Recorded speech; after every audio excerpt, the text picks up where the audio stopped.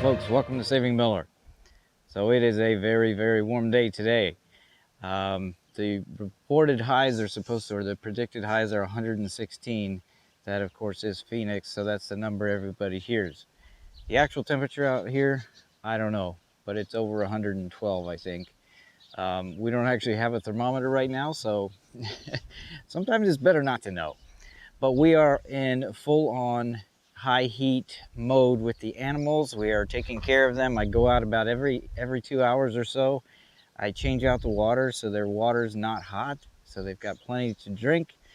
As soon as I'm done with the video, I'm going to take some ice out, especially for the little birds. There's quite a few of them, you know, so they need a lot more cooling capacity.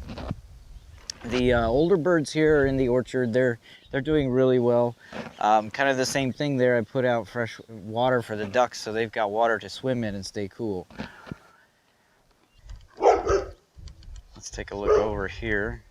Luna and the cows are in the barn. I've got the misters on there for them, and kind of the same thing for them actually. I do change out their water several times in the afternoon to keep it, you know, cooler for them. Now, honestly, all the animals seem to be doing quite well actually. I've not seen any birds that were significantly distressed or anything. You know, it's warm, but I think our little system has been working. We do have misters out there for the chickens as well. We have a couple in the tall coop, and so that seems to really help. The birds really seem to appreciate that. And then for the little ones out there, kind of the same thing. I've got a mister, and there's a pretty good breeze today, kind of unusual for the high heat. Usually it's very still and just bakes everything, but it's like a convection oven this way. You know, you got a good hot breeze going on, so everything is evenly heated.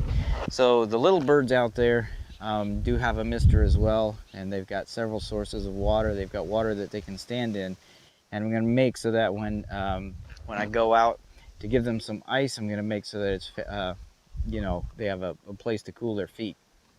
So the big news, the reason you're watching this video, this is something I've been working on for quite some time, you know, trying to figure out what I'm going to do over the next 20 years. What does that mean for our family? You know, our kids are little, and so that's really the period of time when they're growing up. A lot of things will be influencing them. So what kind of a lifestyle do I want to have for my family? Well, I started wrestling with this kind of as a father, along with Mrs. Farmer, and trying to figure out, you know, what makes the most sense for us. What do we want our kids to experience? And this was probably about 4 or 5 years ago, just before the mini farmer was born. And so we were in California, and we quickly realized that wasn't going to work.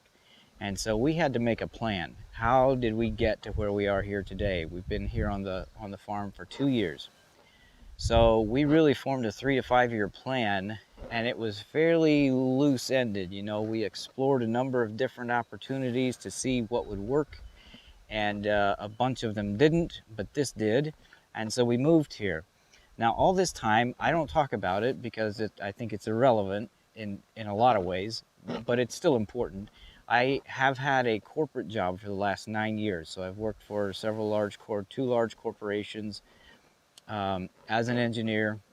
I've had very good experiences. I have learned a tremendous amount, but the big news is that as of, I have just turned in my 2-week notice.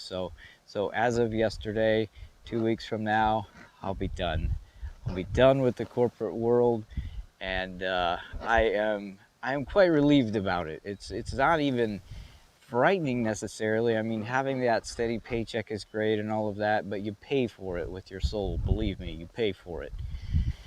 And so we've been working on various things. We wanted to get the farm established and get, you know, understand what our budgetary needs are, and then come up with an alternative. So the YouTube channel is not cutting it, believe me. So we've got other endeavors going on. Like I said, they're not really relevant to the farm, but we're working on other things to, maintain a reasonable life. But what I really wanted to accomplish was to make so that I have more flexibility, more time on the farm. So the last 6 months, the farm has been horribly neglected. I haven't been making as many videos as I would have liked to. I passed up a lot of opportunities to make some good ones because I just simply didn't have time. And so I'm happy to say one of my big time demands has been crossed off. And so I'm going to put a lot more into the YouTube channel now and try to, get that Thursday video made again and get a lot more educational stuff out there, because I want to inspire you guys. I want to inspire my audience to start their own homestead as a modern homesteader. And so we're going to really talk a lot about what this means.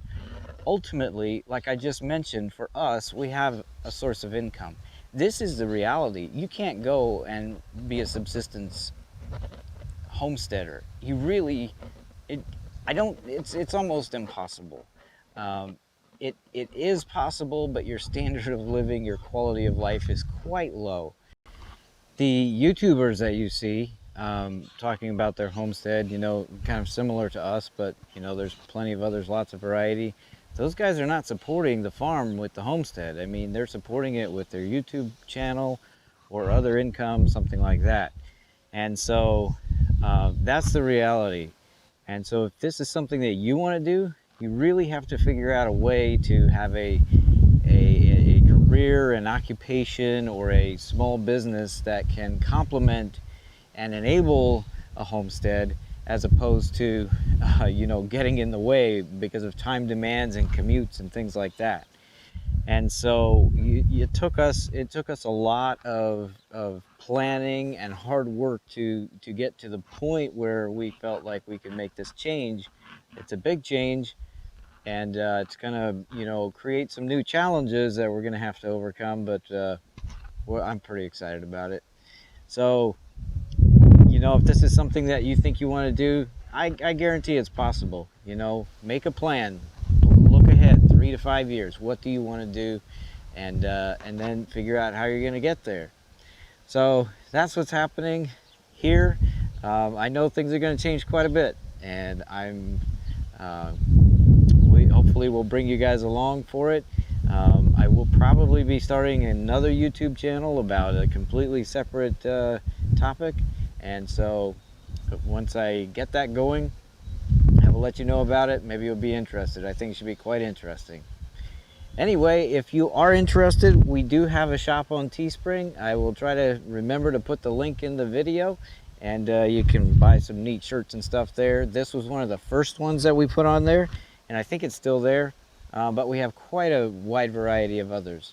So there you go. Saving Miller out.